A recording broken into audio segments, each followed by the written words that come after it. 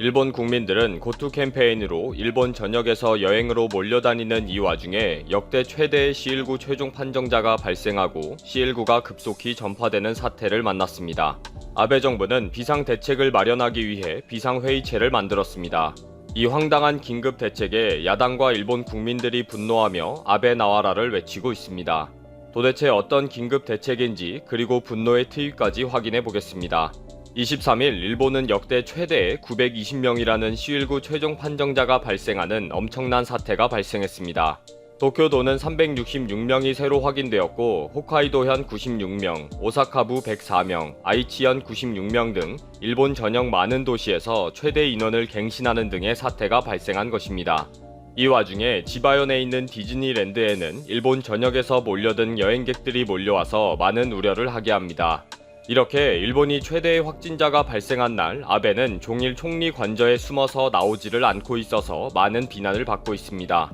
야당은 긴급회의를 열어서 일본 전역에서 C19 최종 판정자가 급증하고 있다. 이대로 확산한다면 고투 캠페인을 즉시 중지해야 한다. 아베의 대책과 설명을 들어야 한다. 예산위원회를 열지 않고 있는 자민당과 공명당을 규탄한다. 만약에 자민당이 계속 불응할 시에는 헌법 53조의 규정에 근거해 임시국회 소집을 요구하겠다 라는 결정을 했습니다. 특히 야당은 당장 내각 총사퇴를 요구하겠다면서 아베의 국회 해산 꼼수를 겨냥했습니다. 잔머리를 굴리지 말고 책임을 지라는 것입니다. 아베 정부는 이 문제를 해결하기 위해 다시 특별위원회를 만들었습니다. 아베 내각의 유식자 회의 산하 신종 C19 감염증 대책 분과회입니다. 7월 9일에 도쿄도에서 신규 최종 판정자가 비상선언일에 최고치를 넘어섰다는 사태가 발생하니까 16일에 부랴부랴 특별 분과회를 만들었습니다. 문제가 발생하면 전문가 회의를 만들고 또 다른 문제가 발생하면 유식자 회의를 만들고 그래도 안되면 특별 분과회를 만드는 식입니다. 이렇게 만든 대책 분과회는 22일까지 3번 긴급회의를 했고 아베 정부가 철저한 대책을 세워야 하는 비상시국이다 라는 조언을 했다고 합니다.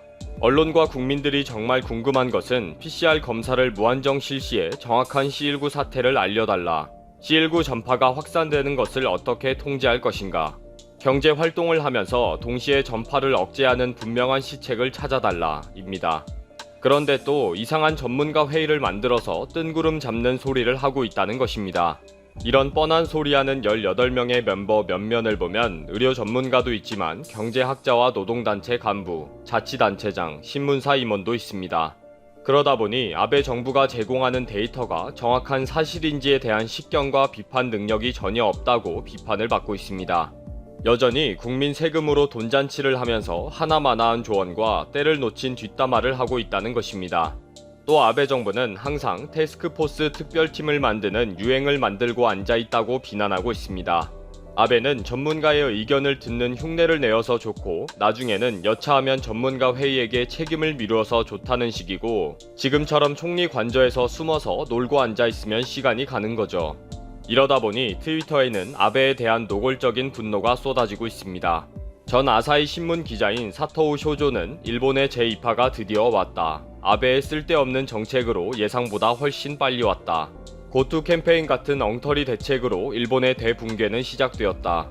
아베는 제2파에 대비해 무엇을 하고 있었나. 이미 의료체제는 입구부터 무너졌다. PCR 테스트는 전혀 되지 않고 있다. 아베를 추방해라. 라는 격한 트윗을 올렸습니다.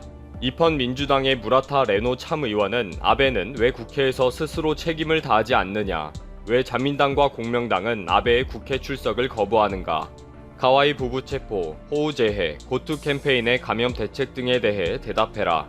국회를 닫고 벌써 1개월 동안 도망을 다니는 부담은 국민들이 지게 된다 라고 비판했습니다.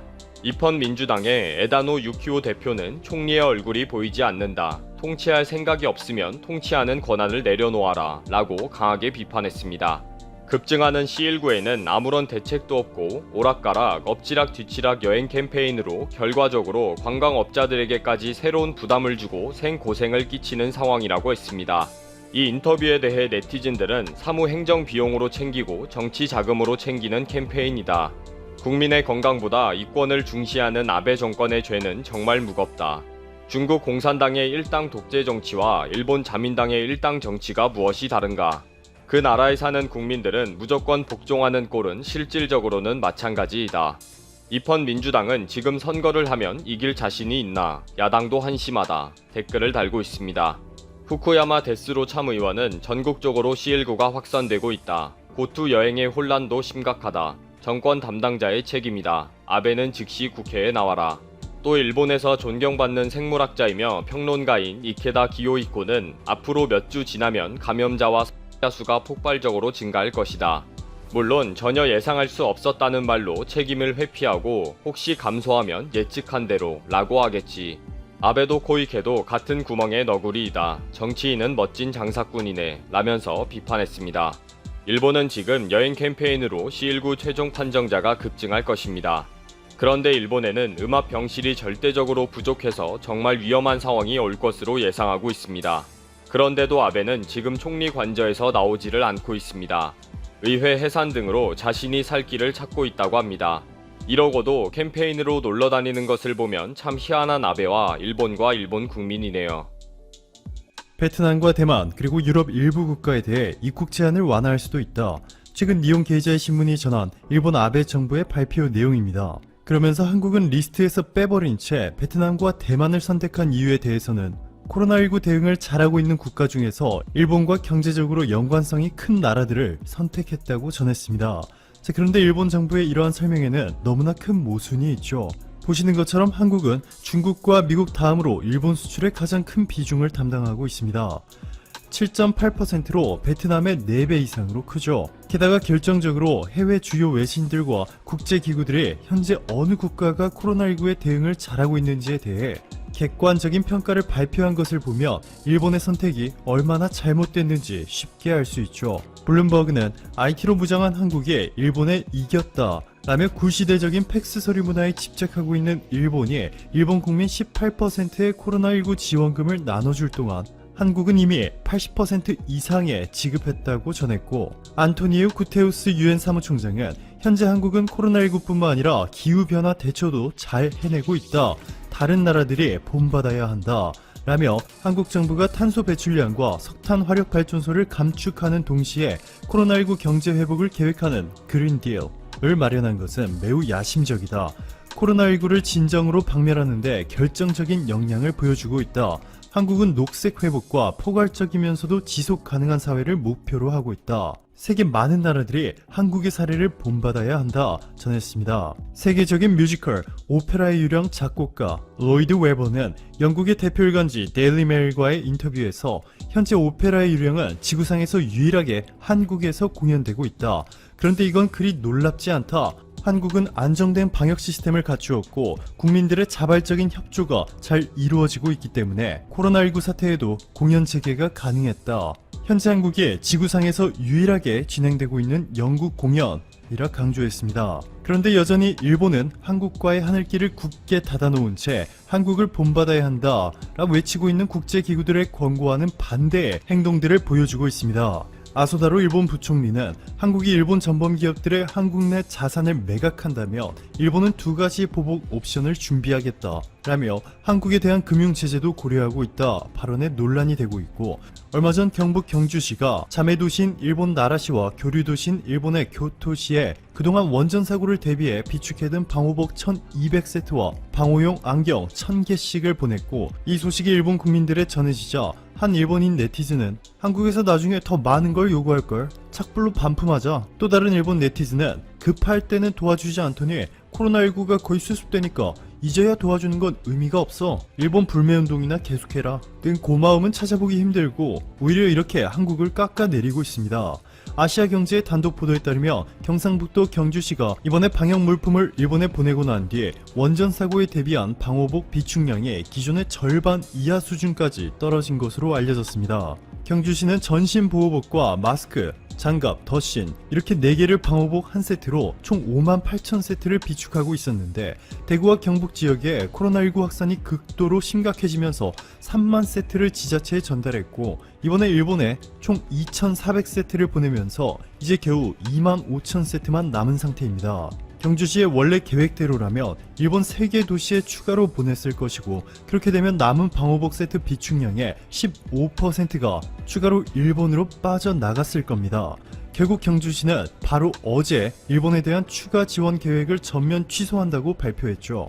하지만 한국 내 코로나19 사태가 완전히 해소되지 않은 상황 속에서 한국 국민들이 낸 세금으로 경주시가 그동안 구매해두었던 방호복 비축 물량을 국민들과의 상의 없이 일본에 보내자 경주시장을 해임해달라는 경주시민의 청원이 올라왔고, 3일 만에 8만 명에 육박하는 국민들이 이 청원에 참여해 화제가 되고 있습니다.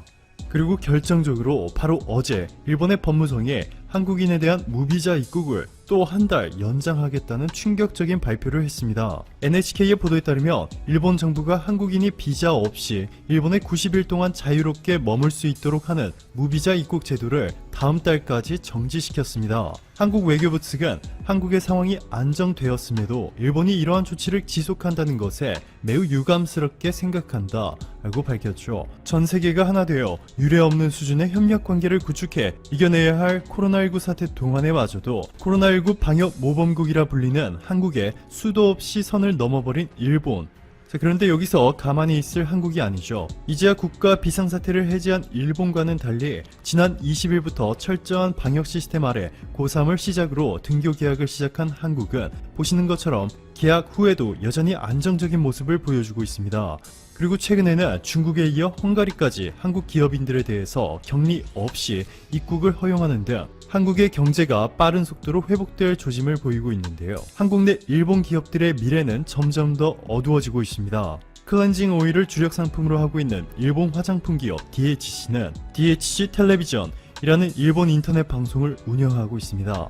이 방송은 아베 총리가 출연할 정도로 많은 일본 국민들이 시청하고 있는데요. 이 방송에서 사실 일본인이 한글을 창조했다 라는 가짜 뉴스를 퍼뜨렸고, 한국은 원래 금방 뜨거워졌다가 다시 금방 식는 그런 나라다 라는 출연자의 발언을 그대로 방송에 내보냈습니다. 한국에서만 1년에 100억 원의 매출을 올리던 DHC는 결국 한국 내 주요 판매 채널인 H&B 스토어에서 퇴출당해 오프라인 영업은 사실상 중단되었고, 최근에는 재고를 보관하던 군포 물류센터에서 화재까지 발생하면서 온라인 주문에도 차질이 생겼습니다. 유니클로는 올해에만 현대백화점 부천 중동점, 신세계백화점 마산점, 롯데마트 군산점, 엔터식스 상봉점 등 무려 13개의 매장을 폐점했고, 한국에서 영업을 시작한 지 얼마 되지 않은 유니클로의 자매 브랜드 GU도 올해 8월부터 한국에서 오프라인 매장 운영을 중단할 예정이라 밝혔습니다. 특히 유니클로의 경우 롯데쇼핑과 공동으로 FRL 코리아라는 합작 회사를 만들어 한국에서 해마다 1조 원이 넘는 매출액을 기록하고 있었기 때문에 타격이 엄청나죠. 자동차 시장도 상황은 비슷합니다. 최근 한국자동차산업협회가 발표한 자료에 따르면 이번 달 15일까지 국내 완성차 판매는 지난해보다 무려 30%나 증가한 것으로 알려졌고, 수입차도 4월에 21.5%가 증가한 데 이어서 5월 1일부터 20일 사이에는 무려 27.2%나 늘어났습니다. 유일하게 폭락세를 기록 중인 브랜드가 바로 일본산들인데요. 지난해 8월부터 2020년 4월까지 9개월 동안 렉서스 판매량은 4,743대로 1년 전과 비교해 60%나 떨어졌고, 토요타는 마이너스 53%, 혼다 마이너스 52%, 닛산 마이너스 51.6%, 인피니티 마이너스 45.4%씩을 기록했습니다. 2018년 독일 브랜드들의 디젤 게이트가 한국에서 논란이 되면서 하이브리드 모델들을 중심으로 일본산 자동차 판매가 제2의 전성기를 누리고 있었는데, 코로나19 사태 동안 일본이 또 한 번 잘못된 외교적 판단을 내려버린 탓에 일본 불매운동이 처음 시작된 지 10개월이 지난 지금에도 그 열기가 전혀 식지 않고 있어 돌이킬 수 없는 데미지를 입고 있습니다. 자, 그런데 한국이 일본에 준비한 반격은 이것이 전부가 아닙니다. 한국 내에서 일본 제품을 구매하지 않는 정도는 일본에 분명히 상당한 타격이지만 일본의 대기업들이 통째로 흔들릴 정도의 타격은 분명 아니겠죠. 하지만 다른 국가들에서마저 모두 일본 대신 한국과 손을 잡고 일본산이 아닌 한국산만 찾게 된다면 완전히 다른 이야기가 됩니다. 1년에 전 세계에 1000만 대가 넘는 자동차를 판매한 일본 1위 기업 토요타를 포함한 일본 대기업들의 미래가 불투명해질 수 있다는 이야기죠. 최근 한국금융위원회가 금융중심지 조성과 발전에 관한 5차 기본 계획안을 발표했는데요. 여기서 세 가지 주요 전략 중 하나가 아세안 국가로 사업을 확장할 수 있도록 적극적으로 지원하겠다는 것입니다. 한국은 이미 베트남, 인도네시아, 싱가포르, 미얀마 등 13개의 아세안 국가 금융시장의 진출에 영향력을 확대해 나가고 있는데 대표적인 투자가 바로 하나은행이 66조 원의 자산으로 베트남 내 최대 규모의 상업은행 BIDV에 1조 138억 원을 투자해 2대 주주가 된 것이죠. 스마트폰, 반도체, 조선뿐만 아니라 이제는 이렇게 동남아 금융시장에서마저 한국의 영향력이 막강해지다 보니 베트남이 빠른 태세 전환을 하고 있죠. 한 달에 5,130만 장의 마스크를 생산해 일본에 무려 3,270만 장을 보내던 베트남. 일본의 나가사키대 소속 연구원들과 새로운 진단 키트까지 공동 개발한 베트남은 일본과 밀월 관계까지 의심됐던 상황인데요. 아세안에서 너무나 빠른 속도로 한국의 영향력이 막강해지자 최근 베트남 정부가 파격적인 발표를 하게 됩니다. 베트남 정부가 코로나19의 지원을 위해 자동차 등록비를 무려 50%나 감면해주기로 결정한 것인데요. 베트남에서는 신차 기준 자동차 등록세가 총 가격의 10%나 차지하고 있고 특히 가장 많은 인구가 살고 있는 하노이에서는 등록세가 차량 가격의 12%에 육박하고 있습니다. 즉 8천만 원에 판매되고 있는 자동차를 정부에서 1,000만 원 할인해 준다는 뜻입니다. 엄청난 혜택이죠. 자, 그런데